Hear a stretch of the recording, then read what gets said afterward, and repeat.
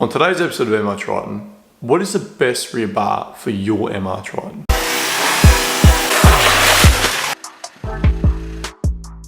So on today's episode of MR Triton, we're going to talk about the best rear bar for your MR Triton. But unlike previous videos, this isn't a brand recommendation. This is a type recommendation. As you all know, there are different types of rear bar. You've got your tube rear bars and you've got your Jerry carrier rear bars. The focus of today's video is which of these categories of rear bar is the best rear bar for your vehicle. So as discussed in my MR Triton off-road weaknesses video, one of the main weaknesses of the MR Triton in terms of off-road performance is the rear tub overhang.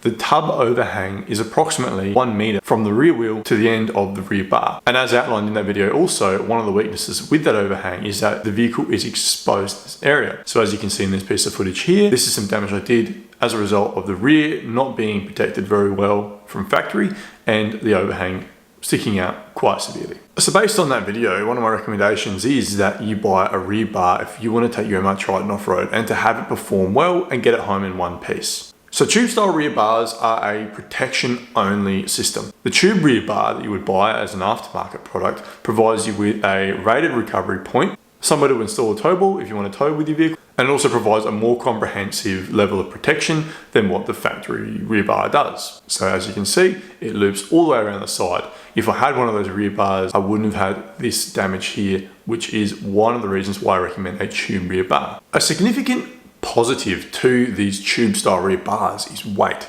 These rear bars don't weigh very much. With bar work on an overlander build or a four-wheel driver build, the desired endpoint is a lightweight vehicle. So what you want is a bar work item that protects your vehicle without adding too much weight and without negatively impacting your off-road performance. Anybody who has done some serious off-roading in an MR Triton like this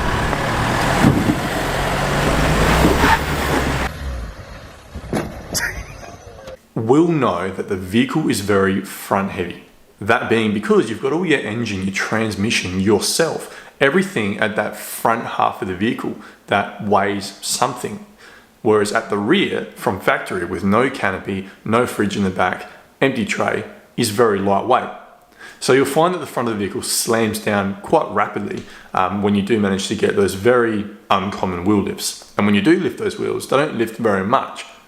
That's because of the weight difference. The MR Triton certainly performs better with that bit of weight in the rear. So when I welded up my tray rack and installed the rooftop tent and the drawers, the vehicle felt more balanced. It still was very front dominant because obviously the engine and transmission system weigh significantly more than whatever I put in the back of the vehicle.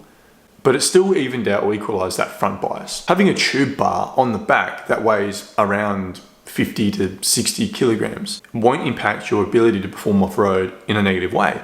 It'll add a small amount of weight to the rear of the vehicle without extending the overhang by much. And it also negates the issues with that overhang because it protects the vehicle where the vehicle is going to scrape.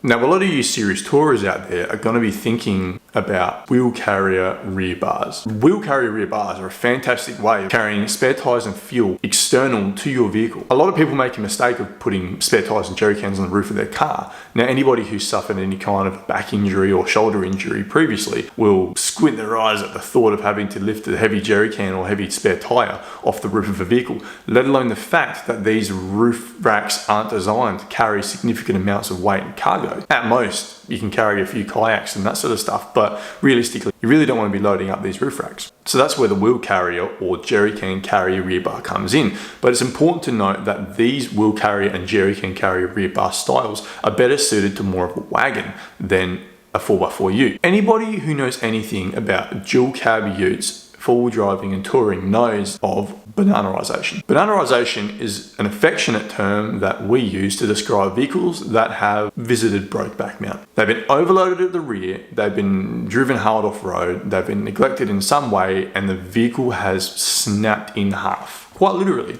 the chassis is bent, it turns into a banana, at which point the vehicle is no longer drivable and very much most likely written off. Now, John Cadogan from Auto Expert has a fantastic video going into the engineering side of things, so absolutely recommend checking out that video if you want to see what the causes exactly are and what forces are acting on the vehicle chassis at the time. But it essentially boils down to the simple concept of too much weight behind that rear wheel. The MR Triton has that rear tub overhang. That is the weakness that we want to address in terms of performing off-road.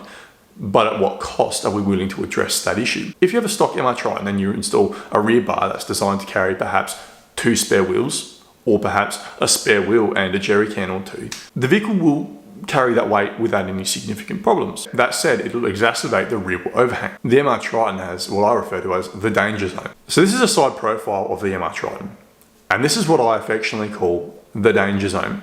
Because the more weight you put in this part of the vehicle, the more likely you are to banana your car. These are pretty tough vehicles. They go where you want them to go, but they're not indestructible. The bigger the machine, the heavier the machine, the more likely you are to do expensive damage. So it's important that when you are building an overlander or an off-roading vehicle to keep it as light as possible and to minimize its size. Most of these wheel carrier rear bars don't provide the same level of protection as what a tube rear bar would provide. That said, if you're not doing serious off-roading and just hitting the beaches every now and then, that's not so much of a big problem. Now, in terms of adding weight to this danger zone, this 40 to 60 kilo tube style rear bar isn't going to exacerbate or add too much more weight to that danger zone.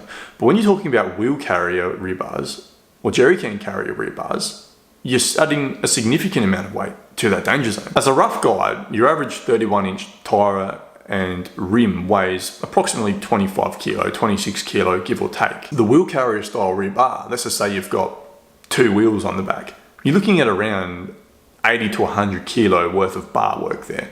A lot of heavy steel designed to carry heavy items. The arms of the wheel carriers need to be strong enough to hold the weight of the vehicle while going over corrugations without falling to pieces. So they're well built, they're strong, but they're also heavy.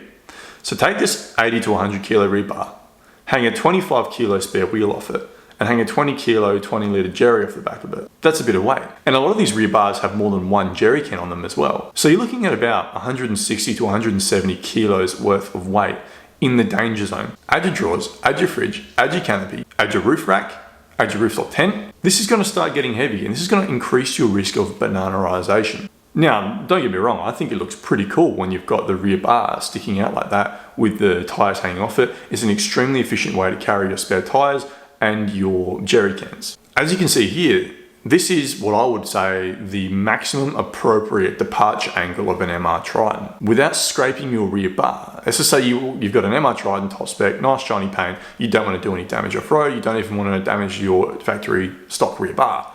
This is as much as you want to push your vehicle in terms of exiting an obstacle, this departure angle. If you exceed this, you're risking damage to your vehicle. So taking all of this into account, using my thousands of kilometers of off-roading experience with the MR Triton, what style rear bar do I recommend? Well, it's quite clear that I recommend the tube style rear bar. That being because it provides maximum protection, minimal additional weight within the danger zone. They're cheaper and more affordable, and they don't add to the overhang issue that the MR Triton already experiences. Now, one of the best features of the MR Triton in terms of practicality in day-to-day life is the reverse camera and reverse sensors as well. So it is important that when you are looking at purchasing a rear bar that you do everything you can to retain those reverse sensors. And a lot of these tube style rear bars do actually allow you to retain your reverse sensors. Now, that said, if you're dragging your rear bar through mud all the time, you're very likely going to cause damage to those sensors. So it's important to note that just because you've got the rear bar doesn't mean that the vehicle is invincible. There are other considerations. So hopefully this information helps you make a decision when you go to buy your rear bar for your MR Triton. As always, thanks for watching. Make sure you like, share, subscribe, and we'll see you in the next one.